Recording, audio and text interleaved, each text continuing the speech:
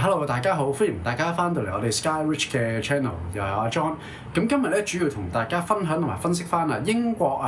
喺嗰個私立學校裏面加20% 銷售稅，究竟對大家有咩影響？咁大家喺考慮私立學校同公立學校嘅時候如果喺私立學校加咗20% 銷售稅之後，咁應該要點樣去考慮呢？今日呢條片同你分析。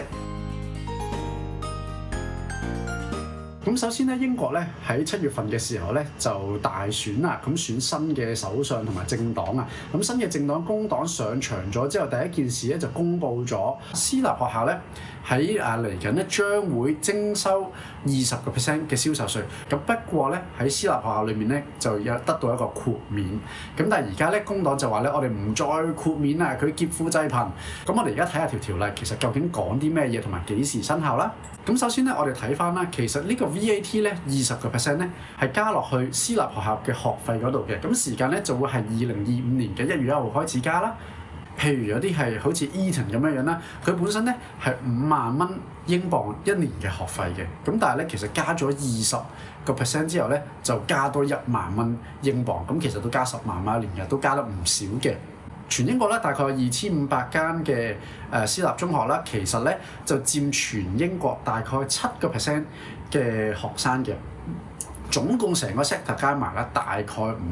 萬左右啦。其實咧個數字咧一啲都唔細嘅。咁點解工黨要加20% 喺呢一個嘅私立學校嗰度咧？咁當然第一就係爭選票啦。咁佢爭選票嘅時候咧，其實就話加咗呢20% 嘅稅喺呢個私立嘅中學嘅時候咧，咁佢哋咧就會可以攞多1.6個 billion 嘅呢個 tax 嘅。即係可以收多1.6個 billion 嘅 tax 啦，咁而佢哋希望咧將呢個 tax 咧其實係會擺落去請多6500個老師嘅。咁佢就話其實公立學校咧係能夠即係食得到咁多個學生啦。咁但係實際嘅情況又係咪咧？咁我哋又可以睇一睇啦。平均嚟講咧，一個 class size 係幾多咯喎？咁咧講緊英國嘅學校咧，平均一個 class size 咧係26.6個學生一個班，咁但係呢個係平均啦，有啲少啲，有啲多啲。而我哋了解咧，有啲多嗰啲咧係去到超過30個學生一班㗎啦。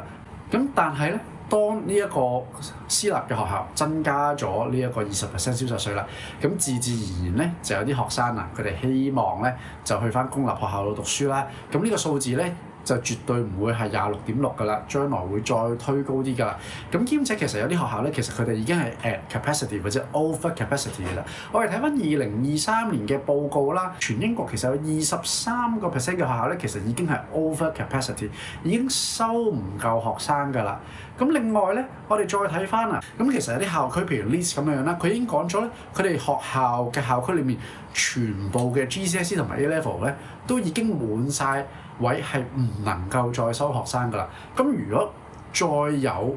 喺私立學校走出嚟嘅學生，咁佢哋又點樣可以收到佢咧？咁所以咧引申幾個問題嘅。第一咧就係本身公立學校已經係非常之爆㗎啦，咁再加上喺私立學校流出嚟嘅學生咧，咁令到佢哋爆上加爆啦。尤其是本身已經係一啲熱門嘅升學嘅區域，其實咧已經係好難會派到一啲，唔好話派唔派到學校啦，即係講緊係甚至乎 waiting list 咁樣。咁第二咧就係其實你試想下，佢話請多6500個老師，喂，唔係你話請就請多6000幾個老師啊。咁同埋其實咧，全英國大概24000幾間學校，請多6500個老師，其實平均每一間學校都分唔到一個老師，大概平均3至4間學校先請多到一個老師。但係咧講緊個學生嘅數字咧，其實係多咗好幾個 percent 嘅。咁你多幾個 percent 嘅學生，但係先每間學校都請唔夠多一個老師，其實咧係我哋叫做冇咁多個蓋冚咁多個煲啦。咁其實咧解決唔到個問題嘅。咁咧對於公立學校嚟講咧，如果你係冇乜所謂嘅，我是但揀啲其他區嘅話，或者你考慮 BNO 過去嘅，咁當然係唔需要錢啦。咁但係亦都需要考慮究竟個校區係咪能夠負荷得到啦。咁但係問題係，如果你係考慮私立學校嘅話咧，雖然你有可能會面對一個加 VAT 嘅問題，不過咧私立學校咧佢哋都要收翻啲學生去圍翻條數。咁所以咧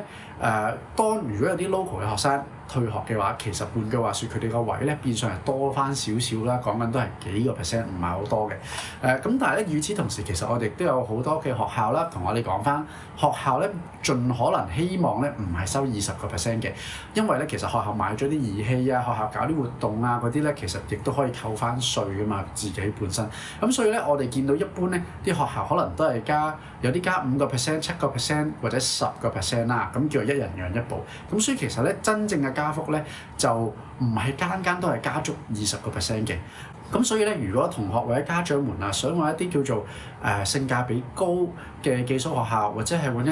啲個價錢唔貴，成績又好，或者加 VAT 加得冇咁急，或者甚至乎咧有若干嘅獎學金可以資助同學嘅話咧，咁記得早啲嚟揾我哋啦，因為咧往往呢啲嘅學校咧係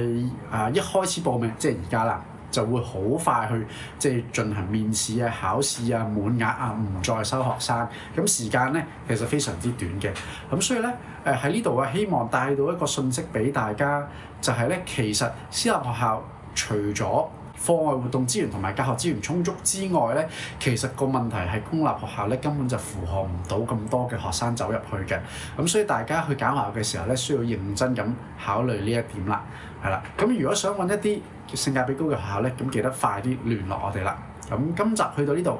多謝大家收睇，希望下次再同大家見面，拜拜。